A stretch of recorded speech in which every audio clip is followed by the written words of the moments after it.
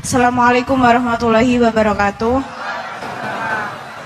Mohon izin Yai Gus, saya di sini mau tanya, selain sebagai pelajar santri, saya juga sebagai seorang mahasiswi di salah satu universitas di Surabaya. Yang saya tanyakan sebagai pemuda milenial, kita semua tahu bagaimana keadaan demokrasi negara Indonesia saat ini. Yang saya tanyakan bentuk dari hubbul waton minal iman. Hubbul waton di sini, bolehkah saya sebagai seorang mahasiswi menyuarakan pendapat saya, berjuang bentuk ijtihad demi keadilan berupa demonstrasi?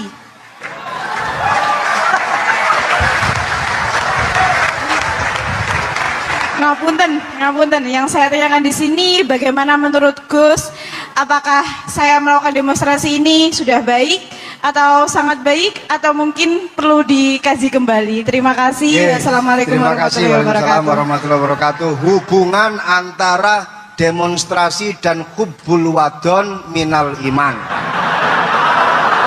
Hah? Oh ya, hubbul wadon minal iman. Monggo Gus. Al-Fatihah.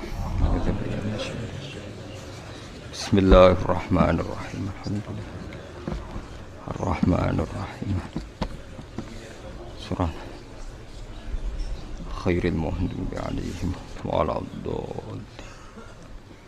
Terus niki napa niati nggih dawuhe Mu'ad bin Jabal niku, ta'alu bina nu'min sa'atan. Terus Mu'ad bin Jabal teng riwayat Bukhari sering dawuh, ayo rene moro aku, ayo do iman bareng-bareng. Dados ngaji kados ngeten niki termasuk nambahi napa? Iman.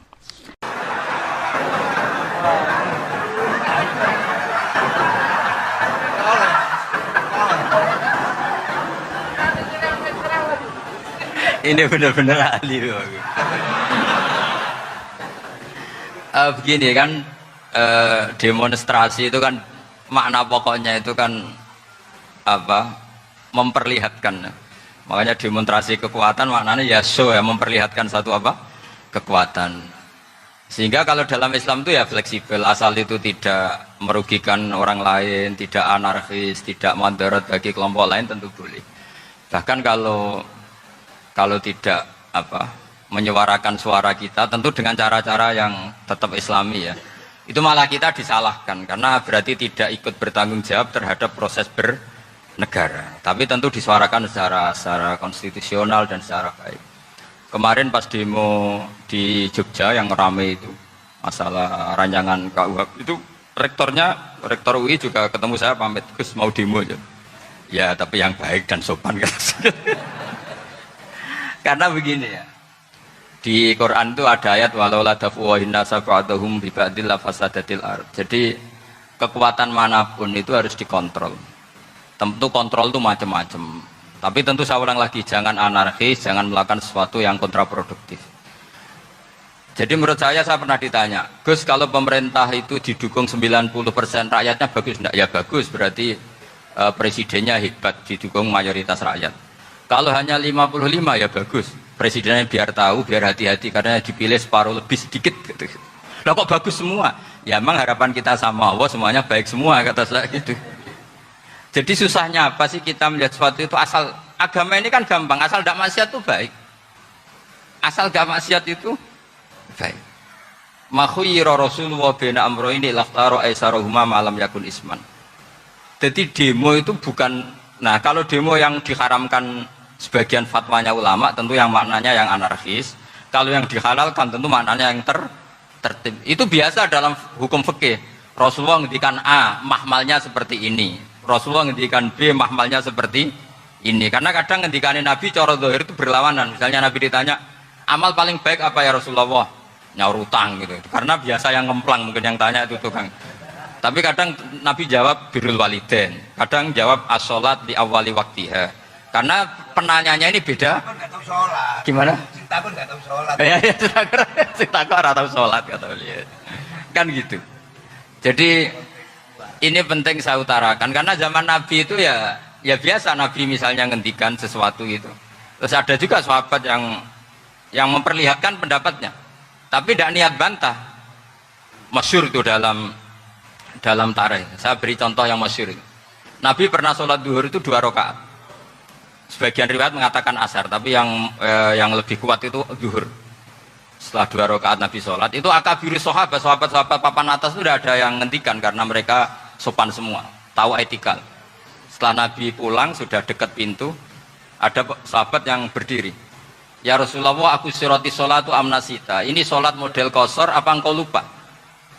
Tapi sahabat yang nggak tanya, ini niatnya malah lebih agak-agak buruk. Baguslah kalau sholat terbaru 2, berarti besok ya 2. Karena pakai teori nasah mansuh, berarti hukum itu pakai yang terbaru. Jadi gayanya tidak tanya, tapi lebih sama. Mungkin yang setuju undang-undang tadi ya tentang rumah tangga, kalau istri gak mau dikumpuli tetap dipaksa, nanti suaminya bisa dilaporkan ke pengadilan gitu. Saya pasti mikir, saya bukan masalah pengadilannya, pasti istrinya cantik. Kalau jelek kan nggak mungkin dipaksa.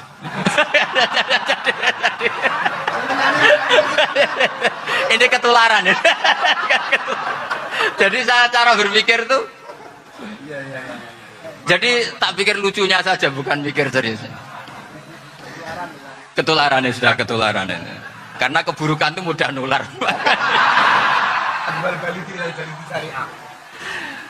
Akhirnya Nabi kembali lagi. Ndak, kullu dzalika lam yakun, semua itu ndak terjadi. Tapi Nabi sebagai orang yang sangat, ya sebenarnya nggak boleh dibahasakan sangat demokratis, sangat bijak. Nabi kembali lagi ke mimbar terus tanya, ahakun maqalahu dzulyaten, apa betul yang dikatakan dzulyaten tadi? Kata sahabat semua, betul ya Rasulullah, tadi engkau sholat hanya 2 rakaat. Nabi kemudian takbir lagi, meneruskan 2 rakaat terus salam. Artinya kalau demonstrasi itu dengan makna mengutarakan pendapat dengan cara yang dijamin konstitusi, ya itu kan normal-normal saja, nggak ada masalah. Saya pernah dereno bapak, itu ada pertanyaan yang benar-benar mengusik saya. Ada orang miskin datang ke bapak, Pak Yai, jadi wong melarat itu raina. Sajane ya wis suwe dadi wong melarat raina.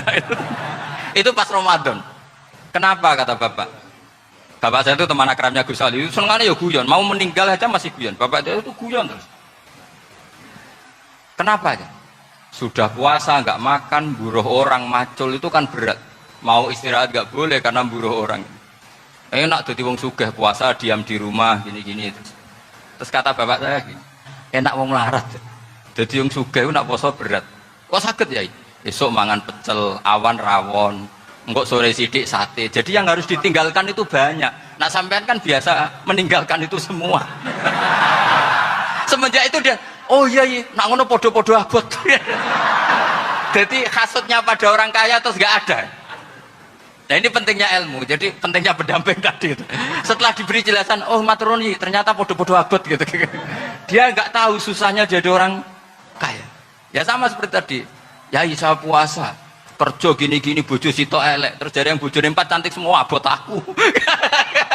Karena harus ninggalkan 4 yang cantik tadi, yang bisa menghidupkan tadi itu.